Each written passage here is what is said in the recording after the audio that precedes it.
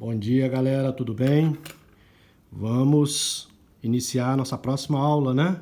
Soldagem, página 161 do livro.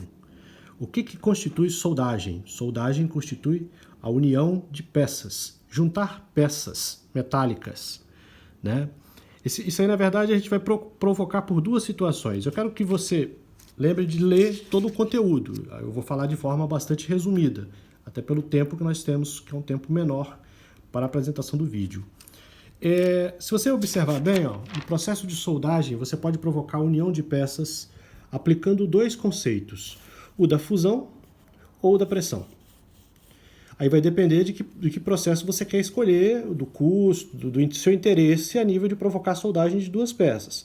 O processo de fusão, você tem um processo a gás, geralmente é o processo oxacetilênico, né? Oxigênio e acetileno, provocando a fonte de calor, provocando a fusão do metal, ou o processo a arco elétrico, pode ser eletrodo revestido, pode ser MIG, MAG, pode ser o processo alumínio térmico, né? Que também provoca um aquecimento daquela região que você quer soldar, né? Utilizando para isso também o alumínio. Bom, você pode ter também o processo por pressão. Então você pode ter pressão, significa que você vai pressionar as duas partes de tal forma que essa pressão vai ser tamanha que você vai ter a soldabilidade, você vai ter a soldagem dessas duas peças. Você pode provocar por caldeamento, alumínio térmico por pressão, você pode gerar uma resistência ali, a resistência, ou gás por pressão, você pode também, ou a frio. Você pode dar um aquecimento, pressionar as duas e soldá-las. Você pode também fazer a frio é bem mais difícil, bem mais custoso, né? Ou provocar uma resistência também, você vai interagir as duas peças numa pressão tal, onde elas se soldem, né? Se unam. Então você pode perceber que esse é o processo que eu quero que vocês deem uma olhada nessas indicativas aí, nesse esquema aí. Bom, os tipos de juntas soldadas, né? Se você observar bem os tipos de juntas soldadas, você vem aqui, você vai perceber que, por exemplo, na letra A é uma junta de topo com flange. Tem um flangezinho, esses dois pedaços aqui são flanges, estão se tocando. E aí você vai provocar a solda aqui, de topo. Né? Aqui você pode ter uma solda de topo em V, tá vendo? Você tá vendo que eu estou colocando o eletrodo aqui por cima, topo. Aqui é uma solda de topo em U, tá vendo? Em U, tá vendo? Por exemplo, essa aqui é uma solda de topo, né? Em V, né? Duplo V. Tá vendo? Duplo V. Então aí eu quero que você olhe com carinho esses tipos de juntas para você depois entender melhor. Bom, como a gente falou, no processo de soldagem, principalmente o processo por fusão, você vai ter que fazer uma análise da metalurgia da solda, né? Eu vou procurar ser bastante sucinto, vocês procurem ler esses conteúdos. O que você interpreta? Por exemplo, se eu estou adotando o processo de fusão, essa área aqui é onde eu tenho minha poça de fusão. Então a temperatura aqui é muito alta, tá vendo? Estou usando esse esquema aqui para dizer que a temperatura aí é bastante alta. A temperatura vem crescendo. À medida que eu estou me aproximando aqui, dessa área aqui, a temperatura é bastante alta. À medida que eu vou me afastando da poça de fusão, a temperatura vai caindo. Então o que você pode esperar de uma região dessa? Você pode esperar comportamentos distintos para o metal base, né? Aqui você está vendo que o metal base é original, né? Quando você pega uma chapa lá laminada ou submetida a outro processo de fabricação, aí você tem esse aqui, você está vendo que está todo homogêneo, que é o desejável.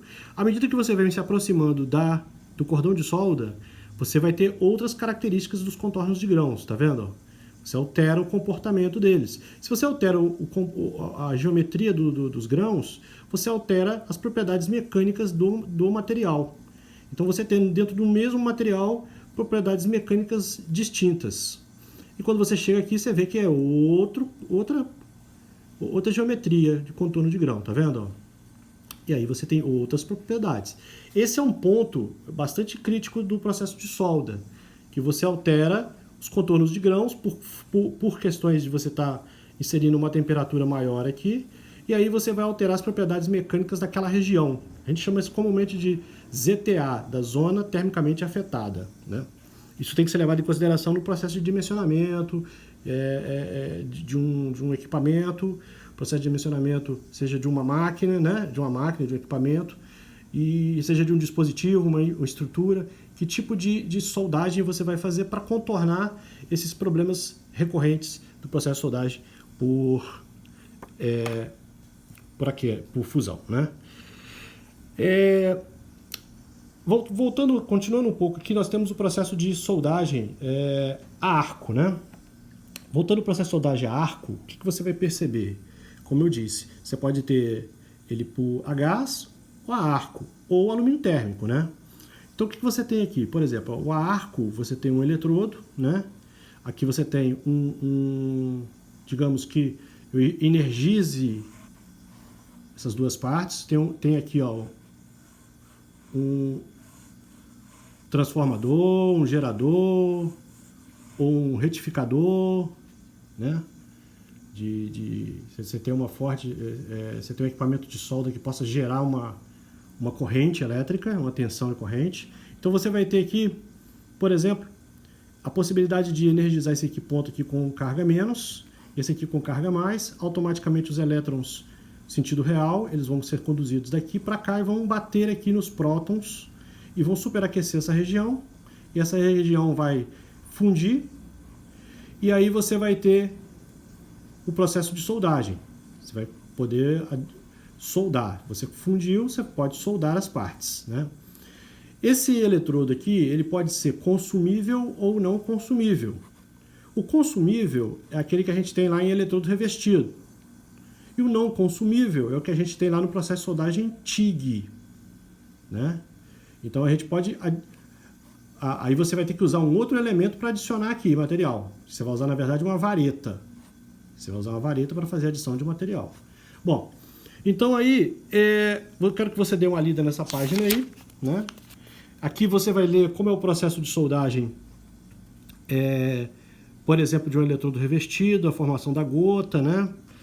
Bom, aí eu quero que você também verifique aí, ó, tá vendo? Aqui já é um processo de soldagem por arco, só que você está colocando via vareta. O eletrodo aqui é não consumível, aqui ele é consumível, ó, tá vendo? Consumível. Aí eu quero que você dê uma lida nesse assunto, quero que você continue a ler, tá vendo, ó?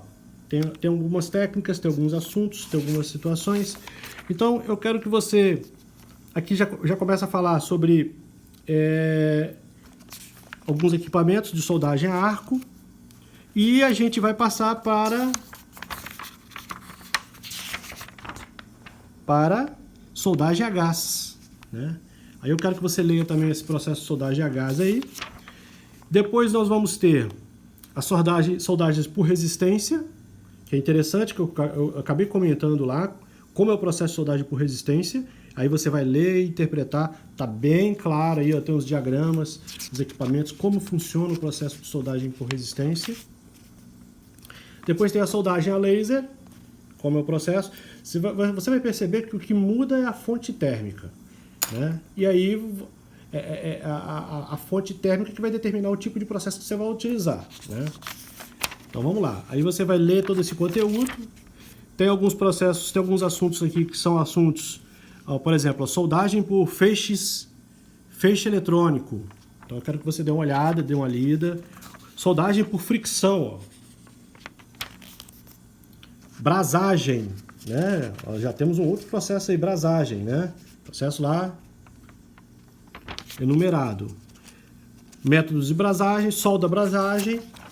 E aí nós chegamos nos primeiros defeitos das juntas. Eu quero que você leia isso com bastante carinho e observe os possíveis defeitos das juntas. Bom, chegamos então na página 191. Aí eu quero que você faça um fichamento, né, um resumo bem simples desse assunto, do livro, sendo que eu quero que você coloque todos os tipos de soldagem, processo de soldagem, todos os tipos não, que você faça aquele esquema, né? Que monte um esquema. Na verdade, não é necessidade de montar o esquema não, desculpe-me. Na verdade, eu quero que você faça o fichamento. Só o fichamento basta, tá? Desse assunto. Manda para mim, por favor, via WhatsApp, para que eu possa finalizar aqui mais uma atividade de vocês. Ok? Um abraço, até a próxima.